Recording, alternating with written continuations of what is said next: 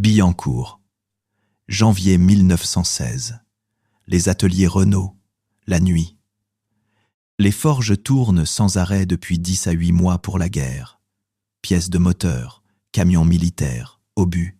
Le grondement des presses hydrauliques ne s'arrête jamais. La fumée des cheminées s'écrase sur la Seine sous le vent d'hiver. Un officier d'artillerie entre dans le bureau de Louis Renault avec un dessin roulé sous le bras. Général de brigade, 50 ans. Une réputation dans l'arme lourde, mais pas dans les cercles de commandement où les décisions se prennent. Il déroule le dessin sur le bureau encombré de plans de moteur. Un petit char de 6 tonnes. 2 hommes d'équipage. Tourelle rotative à 360 degrés, le premier char de l'histoire à en posséder une. Canon léger, blindage léger, conçu non pas pour être le plus puissant, mais pour être fabriqué par milliers. Louis Renault regarde le dessin. Il regarde l'officier. « C'est un jouet, dit-il. » Ce dessin allait devenir le char FT. Il allait être reproduit à 3027 exemplaires en 18 mois. Il allait retourner la bataille de 1918. Et la tourelle rotative à 360 degrés de ce jouet de 6 tonnes allait être copiée par chaque char construit dans le monde depuis 1917 jusqu'à aujourd'hui. Pourquoi le seul homme qui pouvait le construire avait-il dit non? C'est l'histoire du char FT, le jouet de 6 tonnes, que Renault refusa de concevoir, que l'état-major de cavalerie refusa d'employer et que l'armée américaine, l'armée soviétique et la Wehrmacht copièrent chacune dans les 20 ans qui suivirent. En 1915, les chars n'existaient pas encore dans les arsenaux français. Ils n'existaient pas non plus dans la pensée tactique de l'état-major. Ce qui existait, des tranchées, des fils barbelés, des mitrailleuses et des hommes qui mouraient à raison de 5000 par jour sur le front occidental. Le général Jean-Baptiste Estienne n'était pas un théoricien. Il était un artilleur de terrain. Il avait regardé les offensives de 1914 et 1915 échouer les unes après les autres contre la même combinaison. Fils barbelés qui coupent l'élan de l'infanterie, mitrailleuses qui fauchent ce que les fils n'ont pas arrêté. La solution n'était pas plus d'infanterie. L'infanterie était disponible en quantité illimitée et elle mourait en quantité illimitée. La solution était une machine qui traversait les fils sans être fauchée par les mitrailleuses. Estienne formula son idée en août 1915 dans une note au grand quartier général. Une voiture blindée sur chenilles, capable de franchir les obstacles de terrain avec un armement embarqué pour neutraliser les nids de mitrailleuses. Pas une forteresse mobile, une machine légère, mobile, produite en série. La note fut transmise à Joffre. Joffre transmit à Pétain. Pétain transmit au général Mouret. Mouret créa une commission.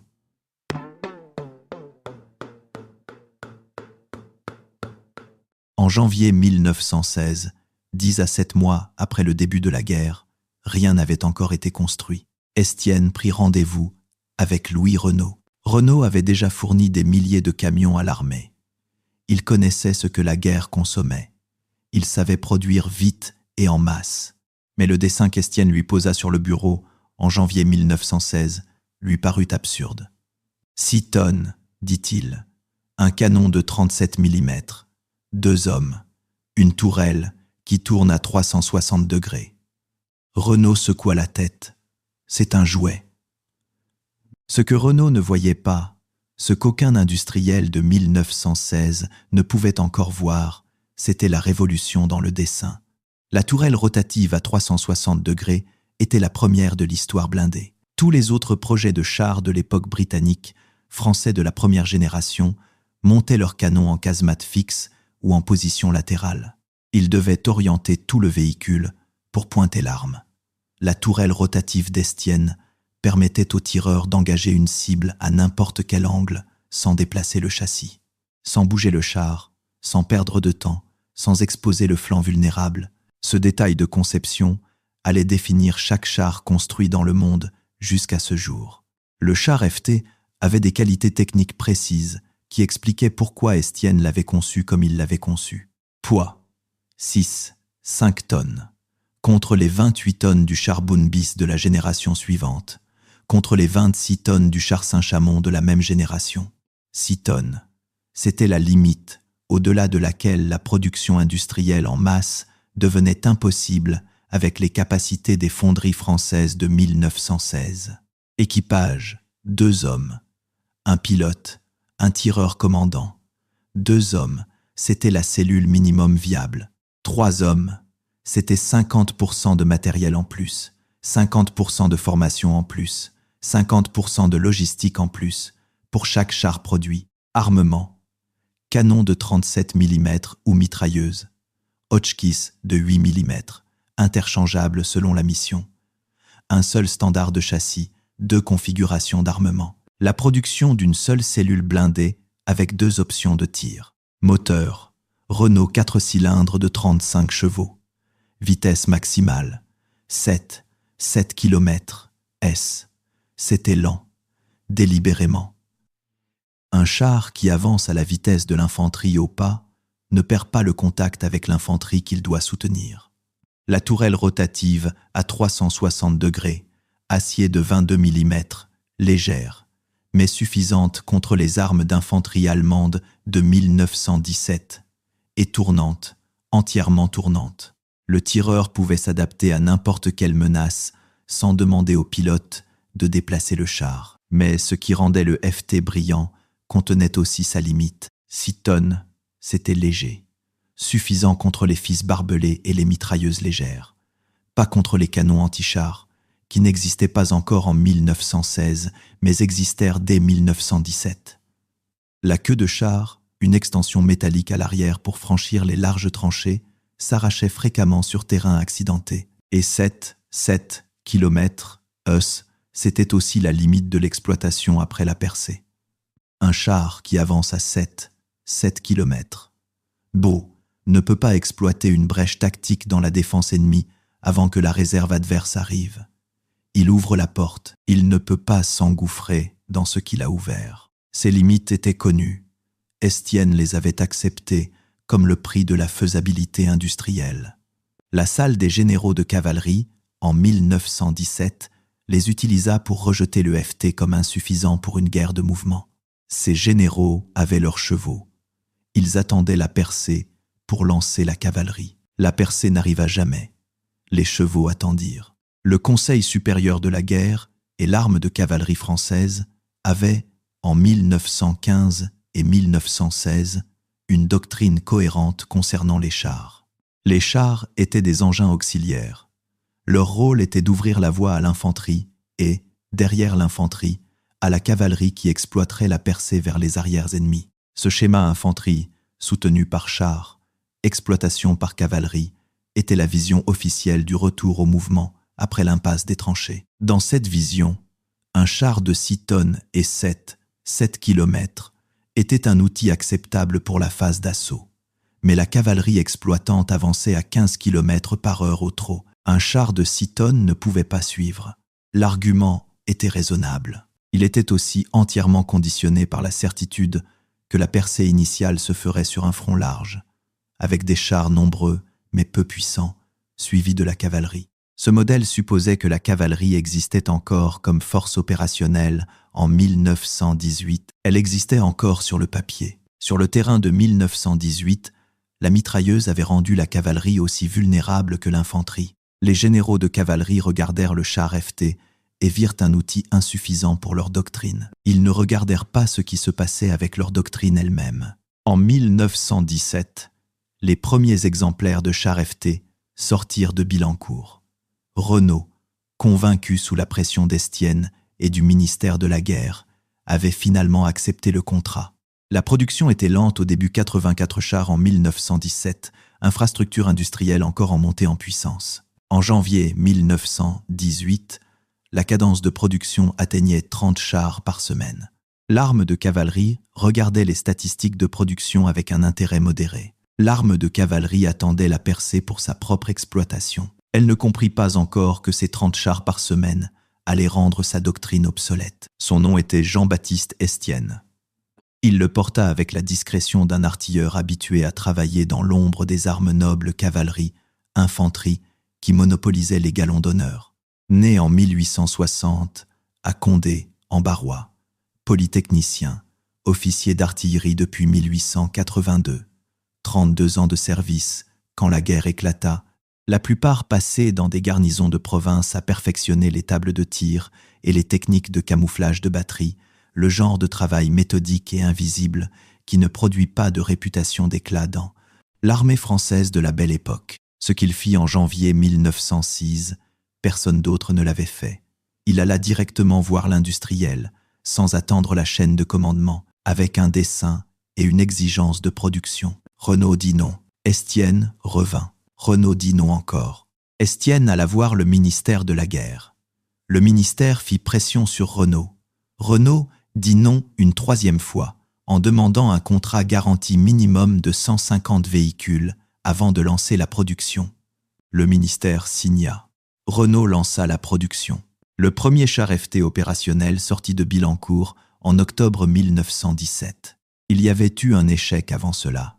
Le premier prototype, testé à Champlieu en avril 1917, avait une transmission défectueuse. Sous la charge, le différentiel de chenille surchauffait et se bloquait après 20 minutes de fonctionnement continu. Le prototype s'immobilisa au milieu des tests devant les officiers observateurs de l'état-major. Estienne ne demanda pas de délai supplémentaire. Il demanda à son ingénieur de production, Rodolphe Ernst Metzmayer, de corriger le différentiel en 3 semaines. Ernst Metzmayer corrigea la transmission en 10 à 9 jours. L'échec du premier prototype avait appris à Estienne quelque chose d'irremplaçable. La production industrielle de masse exigeait une tolérance aux pannes initiales et une capacité de correction rapide que l'armée, habitée à commander des équipements finis, n'avait jamais développée. Cette leçon allait être appliquée avec une précision implacable dans les mois suivants. La transmission corrigée, le différentiel stabilisé, la production qui monte. Estienne avait conçu le FT pour être produit en masse. Mais produire en masse supposait une chose que l'armée française n'avait jamais organisée. Une chaîne d'approvisionnement en pièces détachées standardisées pour un engin mécanique nouveau sur un front de 600 km. Les premiers chars envoyés au front en mai 1917, avec la Schneider-Con et le Saint-Chamond, les chars lourds de la première génération, avaient souffert de pannes mécaniques à répétition, pas de pièces de rechange disponibles en première ligne, pas de mécaniciens formés dans les unités d'infanterie. Les chars tombaient en panne et restaient là. Estienne imposa un modèle différent pour le FT. Chaque groupement de chars FT embarquait une section de maintenance avec pièces de rechange standardisées pour les 10 composants les plus fragiles. Courroies de chenilles, bougies, pompe à huile, joints de transmission. Formation de 2 semaines pour les mécaniciens de groupement. Manuel de réparation illustré dans chaque char. Ce système logistique était aussi révolutionnaire que la tourelle rotative. Il permettait à 80% des chars en panne mécanique d'être réparés sur place en moins de 2 heures. La fenêtre opérationnelle se fermait. La Wehrmacht du printemps 1918, opération Michael, avait percé le front britannique en mars avec une nouvelle tactique d'infiltration. Si l'offensive Ludendorff continuait à rythme, les Alliés perdraient le contact avec Paris avant l'automne. Il fallait agir avec les FT avant que la production atteigne son plein rythme. En mai 1918, 560 chars FT étaient disponibles. 800 autres sortaient des usines chaque mois. L'opération était prévue pour le 18 juillet 1918 à Villers-Cotterêts. 18 juillet 1918.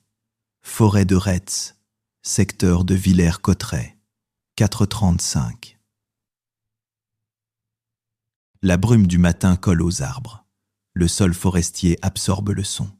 Les moteurs Renault, 4 cylindres des chars FT, tournent au ralenti depuis 1 heure trop long à démarrer à froid pour être lancés au dernier moment. Le grondement des 480 chars FT, engagés dans la contre-offensive, Mangin couvre le bruit de l'infanterie coloniale qui se masse en lisière de forêt. Personne en face ne sait que les chars sont là. L'état-major avait fait avancer les FT de nuit à travers les coupes forestières, sans feu. 4h45. L'artillerie ouvre. 4h47. Les chars sortent de la forêt.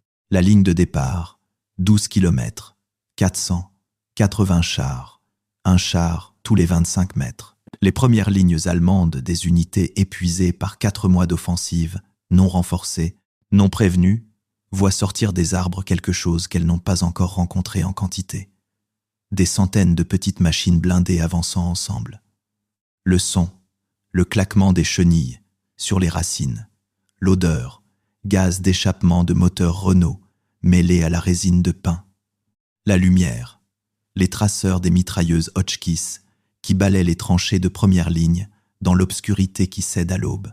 Les fils barbelés, les FT les traversent. Pas avec élégance, les petites chenilles s'arrachent parfois. La queue métallique de franchissement se coince dans les spirales bruns. Mais ils passent. 100 sur 100, 10 premiers engagements du secteur central. Les FT franchissent les obstacles de première ligne. Les mitrailleuses allemandes en position avancée ouvrent le feu. Les obus perforants de 7, 92 âmes frappent l'acier de 22 mm des tourelles. Ils ne pénètrent pas. Les FT continuent. Mi-opération. Un problème.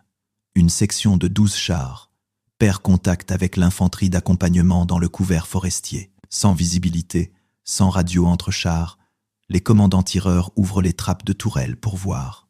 3 commandants sont tués. Les 9 chars restants referment les trappes et avancent à l'aveugle en suivant le bruit des explosions. Ils émergent sur le flanc droit de la position ennemie principale. Angle imprévu. La position est balayée de flanc. Angle. À 11h01, les premières lignes allemandes du secteur de Villers-Cotterêts avaient reculé de 9 km.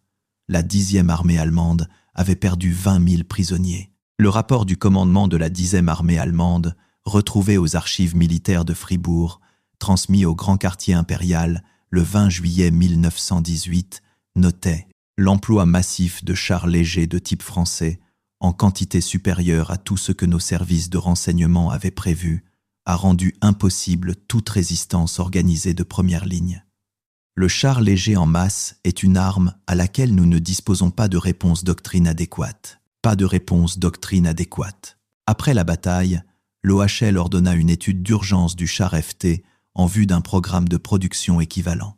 La guerre se termina avant qu'un seul char allemand de ce type soit produit. La bataille de Villers-Cotterêts du 18 juillet 1918 marqua le début de la contre-offensive générale alliée qui conduisit à l'armistice du 11 novembre 1918. Le char FT joua un rôle dans chaque grande offensive alliée d'août à novembre 1918. Saint-Mihiel, la bataille de l'Argonne, l'offensive de Flandre. À la signature de l'armistice, 3087 chars FT avaient été produits. 440 avaient été détruits au combat. 2747 étaient en service ou en réparation. Mais le vrai héritage du FT ne se mesura pas en 1918. Il se mesura dans les 20 ans suivants. En 1919, l'armée américaine, qui avait utilisé le FT en France avec la Tank Corps de Patton, lança une étude pour développer son propre char. Les ingénieurs du Rock Island Arsenal copièrent la disposition de base du FT châssis court, tourelle rotative centrale, moteur arrière dans le 1917, leur premier char domestique. Ils n'inventèrent pas la tourelle rotative, ils copièrent celle d'Estienne. En 1920, l'armée soviétique captura plusieurs chars FT pendant la guerre civile russe.